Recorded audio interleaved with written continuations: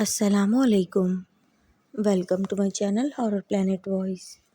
تمام video updates کے لیے چینل کو سبسکرائب کر کے بیل نوٹیفیکیشن آن کر دیں۔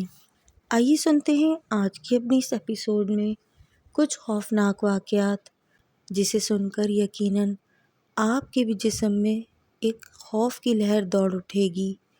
بڑھتے ہیں اپنے پہلے واقعے کی طرف، لیکن اگر اس سے پہلے آپ لوگ میرے چینل پر نئے ہیں تو چینل کو ضرور سبسکرائب کیجیے گا۔ یہ واقعہ میرے ماموں جان، جو اب کافی عرصے سے امریکہ میں مقیم ہیں، ان کے ساتھ شہر بہاولپور میں پیش آیا۔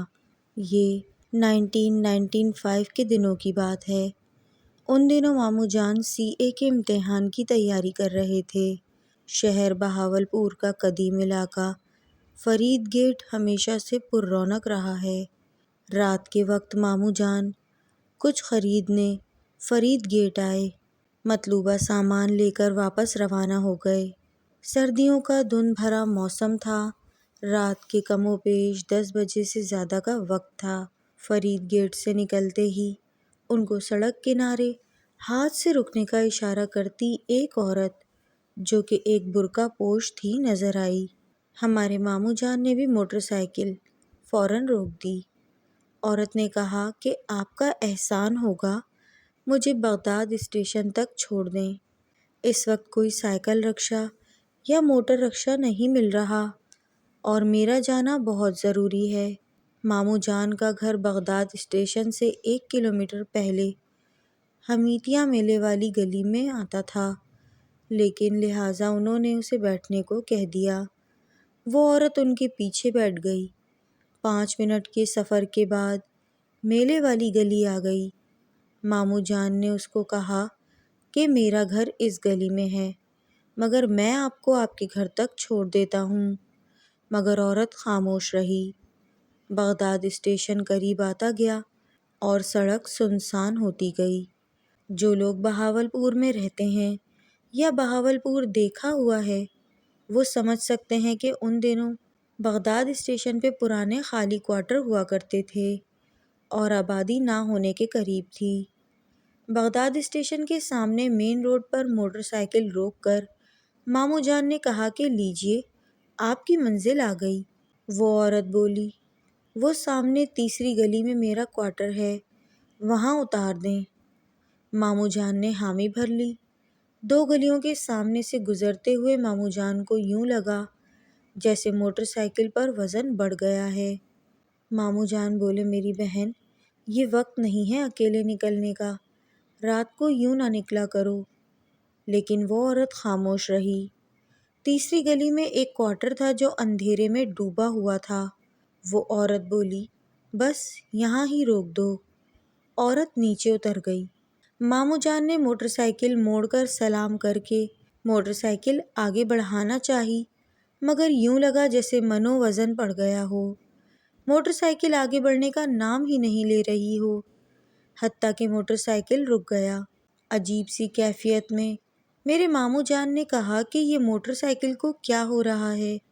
تو وہ عورت بولی، یہاں آ کے آج تک کوئی واپس نہیں گیا، لیکن بڑی قسمت والا ہے تو کہ تیری ماں اس وقت تجھ پر حفاظت کے لیے آیت الکرسی پڑھ کر پھونک رہی ہے۔ تیرے گلے میں جو یہ تعویذ ہے وہ مجھے مجبور کر رہا ہے، ورنہ اب تک میں تیرا سارا خون نکال چکی ہوتی۔ ماموں جان نے کپ کپاتے ہونٹوں سے اعوذ باللہ کہا اور موٹر سائیکل کو ریس دی۔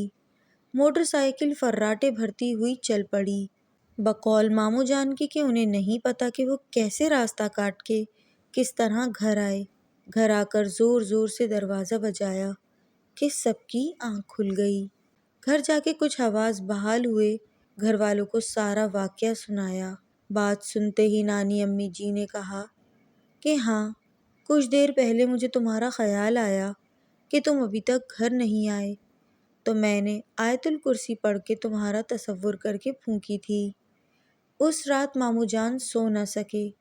جب آنکھ لگتی ان کو لگتا کوئی ان کے پاؤں پر انگلیاں پھیر رہا ہے۔ اس ساری رات پورے گھر میں عجیب سی بدبو پھیلی رہی۔ صبح گھر والوں نے محلے کی کچھ عورتیں بلوا کر آیت الکرسی اور درود شریف کا ورد کروایا تو گھر سے بدبو ختم ہوئی۔ کچھ دن بعد ایک دوست کے ہمراہ دوپہر کے وقت ماموں جان بغداد اسٹیشن تیسری گلی میں اس کوارٹر کو دیکھنے گئے، مگر وہاں کوارٹر کا نام و نشان تک نہ تھا، صرف اور صرف کچرے کا ڈھیر تھا۔ یہ تھی میرے ماموں جان کی ایک سچی خوفزدہ کہانی۔ اگر آپ کو پسند آئے تو لازمی شیئر کیجیے گا۔ بہت شکریہ آپ کا کہانی شیئر کرنے کا۔ بڑھتے ہیں اپنی دوسرے واقعے کی طرف۔ یہ واقعہ کئی سال پہلے میری والدہ کے گاؤں میں پیش آیا تھا۔ یہ ایک کہانی ہے جو مجھے بچپن سے کئی بار سنائی جاتی رہی ہے اور ہر بار اسے سن کر میرے رونگٹے کھڑے ہو جاتے ہیں۔ میری والدہ کے والد یعنی میرے نانا ایک انتہائی روحانی انسان تھے۔ انہوں نے کبھی گوشت یا شراب کو ہاتھ نہیں لگایا۔ وہ بے حد باقاعدہ، منظم اور اپنی عبادات کے لیے وقف تھے۔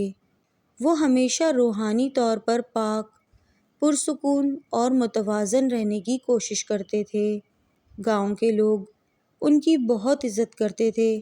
وہ صرف مذہبی نہیں تھے بلکہ ان کی شخصیت میں ایک ایسی مضبوط اور ناقابل متزلزل توانائی تھی جو دوسروں کے لیے حفاظتی حصار جیسی محسوس ہوتی تھی۔ ایک دن گاؤں کے ہی ایک آدمی سے ان کا جھگڑا ہو گیا۔ مجھے اس کی پوری تفصیل تو معلوم نہیں، بس اتنا پتہ ہے کہ وہ شخص ان سے کچھ چاہتا تھا اور نانا جی نے صاف انکار کر دیا تھا۔ بات بڑھ گئی، تکرار ہو گئی اور وہ آدمی غصے میں وہاں سے چلا گیا۔ کوئی ہاتھا پائی نہیں ہوئی تھی، بس کشیدگی تھی۔ لیکن اگلے دن کچھ ایسا ہوا جو سب کو ہلا کر رکھ دیا۔ اس دوپہر میرے نانا گھر کے باہر لکڑی کی ایک بینچ پر آرام کر رہے تھے۔ دیہاتی گھروں میں عموماً مرکزی دروازے کے باہر ایک سایہ دار جگہ ہوتی ہے اور اس کے آگے کھلا صحن ہوتا ہے۔ وہ وہیں اونگھ رہے تھے کہ اچانک ایک عجیب سی آواز سے ان کی آنکھ کھل گئی۔ یہ ایک گہری بھنبھناہٹ تھی، جیسے شہد کی مکھیوں کا غول ہو، مگر قدرتی نہیں۔ آواز بہت بھاری، گونجدار اور زمین کے اندر تک لرزتی ہوئی محسوس ہو رہی تھی۔ جب انہوں نے اٹھ کر ادھر ادھر دیکھا تو انہوں نے وہ چیز دیکھی۔ صحن کی حد کے قریب ایک سیاہ، گھومتا ہوا دھواں معلق تھا۔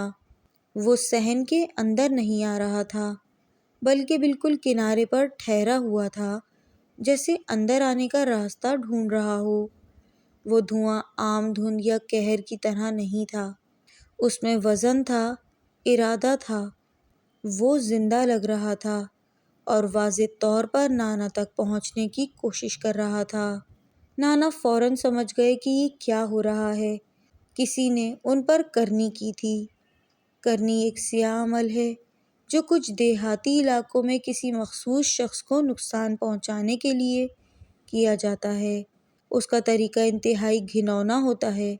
جس شخص پر کرنی ہو، اس کے فضلے میں ماچس کی تیلی یا لکڑی کا ٹکڑا ڈبو کر وہ چیز اپنے منہ میں رکھ کر مخصوص منتر پڑھے جاتے ہیں تاکہ ایک نقصان دہ روح کو آزاد کیا جا سکے۔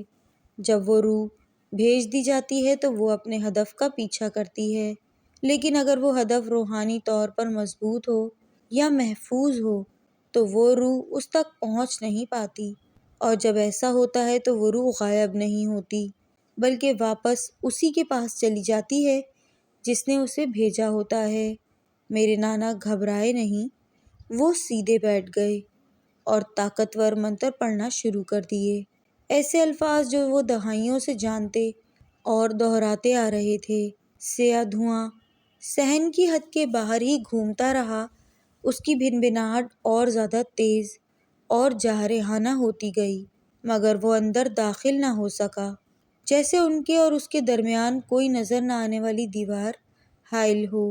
چند منٹ جو بہت طویل محسوس ہوئے کے بعد وہ دھواں آہستہ آہستہ پیچھے ہٹنے لگا اور پھر اچانک مکمل طور پر غائب ہو گیا۔ اگلی ہی صبح وہ آدمی جس کا نانا سے جھگڑا ہوا تھا مردہ پایا گیا۔ وہ خون کی کہہ کرتے ہوئے گر پڑا تھا اور جان سے جا چکا تھا۔ کوئی واضح طبی وجہ سامنے تو نہ آ سکی۔ گاؤں میں سرگوشیاں ہونے لگیں کہ کرنی الٹی پڑ گئی ہے۔ جو روح میرے نانا کے لیے بھیجی گئی تھی وہ واپس اسی کے پاس چلی گئی جس نے اسے بلایا تھا۔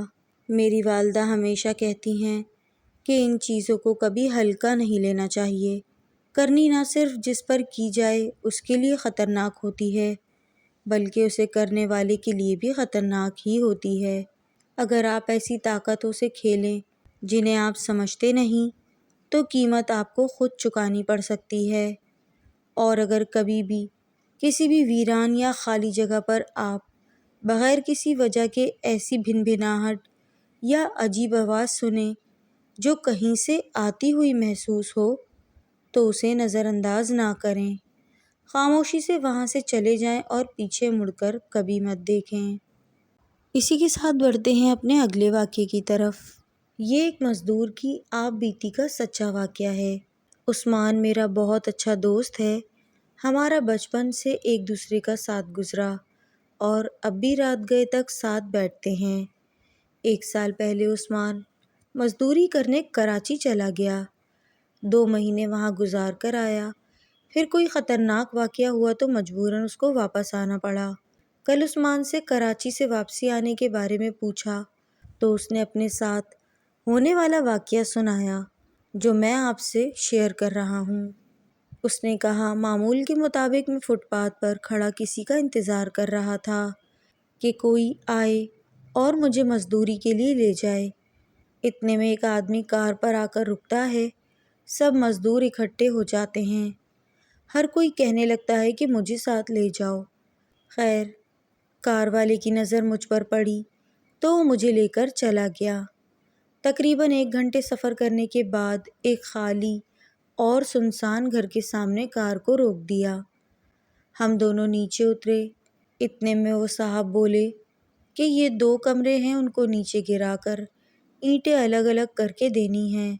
میں نے کہا ٹھیک ہے صاحب، کر دوں گا۔ وہ صاحب دروازے کی چابی دے کر کہتے ہیں کہ اب آپ جانو اور یہ مکان جانے۔ مجھے 3 سے 4 دن میں یہ مکان صاف دکھائی دینا چاہیے۔ اس نے کہا کہ ٹھیک ہے صاحب۔ اتنے میں وہ صاحب چلے گئے۔ اندر جا کر پہلے اس نے گھر کو دیکھا جو اندر سے بہت ہی خوفناک دکھائی دیتا ہے۔ اس نے کہا مجھے تھوڑا خوف ہوتا ہے۔ خیر، میں بسم اللہ پڑھ کر ایک جگہ سے اینٹیں اکھاڑنا شروع کر دیتا ہوں۔ اتنے میں ایک عورت کی آواز آتی ہے، یہاں سے چلے جاؤ، اینٹیں مت اکھاڑو۔ میں چپ ہو کر اپنی مستی میں مست رہا اور ان آوازوں کو کوئی اہمیت ہی نہیں دی۔ آدھا گھنٹہ گزرنے کے بعد میرے سر میں تھوڑا درد ہونے لگا اور پیچھے سے مجھے ایسا لگا کہ کوئی میرا ہاتھ روک رہا ہے۔ میں نے کام کو جاری رکھا، لیکن تقریباً 10 منٹ کے بعد سامنے والی دیوار سے ایک اینٹ خود بخود گر پڑی۔ میں تھوڑا ڈر گیا۔ پھر اچانک کیا دیکھتا ہوں کہ ایک کالی بلی اندر داخل ہوئی ہے، پھر غائب ہو جاتی ہے۔ میرے خوف میں مزید اضافہ ہو گیا۔ اتنے میں مجھے کوئی پیچھے سے دھکا دیتا ہے۔ میں دیوار سے نیچے زمین پر گرا۔ میرے پاؤں کا درد نکل گیا۔ اتنے میں ایک عورت انسانی روپ میں داخل ہوئی اور ایک دم اندھیرا ہو گیا۔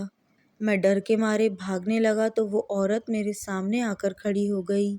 وہ مجھے کہتی ہے کہ میں نے تجھے روکا تھا، اینٹیں مت اکھاڑو اور یہاں سے چلے جاؤ، لیکن تم نے میری بات نہیں مانی۔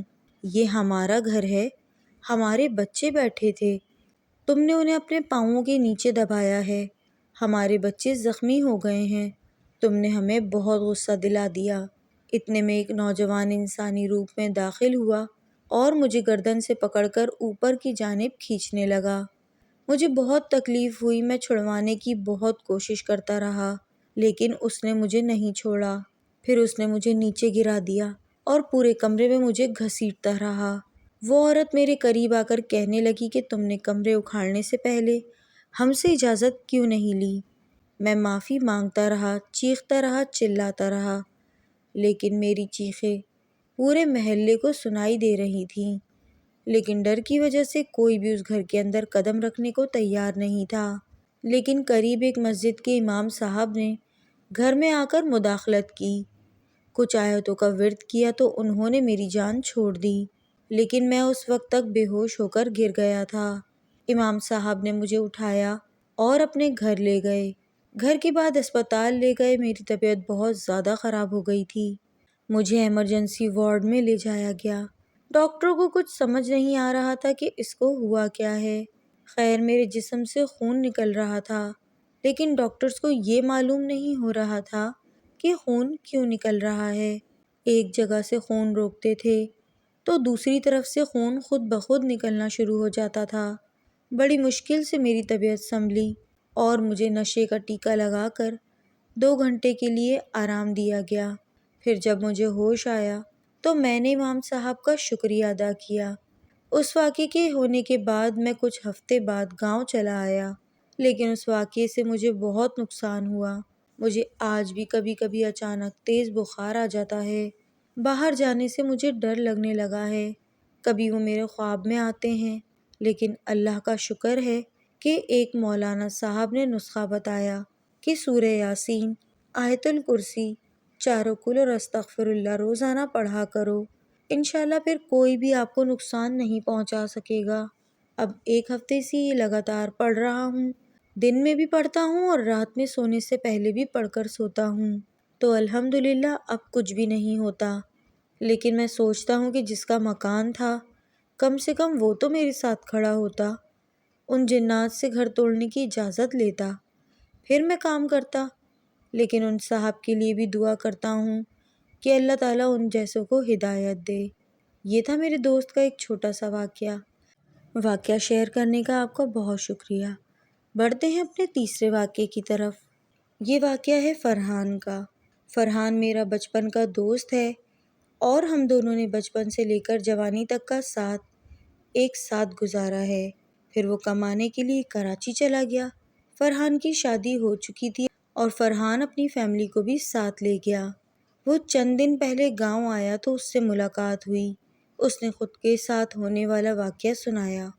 فرحان کہتا ہے کہ ایک دن صبح کے وقت آپ کی بھابھی اور میں کسی بات پر ایک دوسرے کے ساتھ غصہ ہو گئے اور میں مزید مسئلے کے بڑھنے سے بچنے کے لیے غصے سے اٹھا اور نوکری پر چلا گیا اور سارا دن کام کرتا رہا۔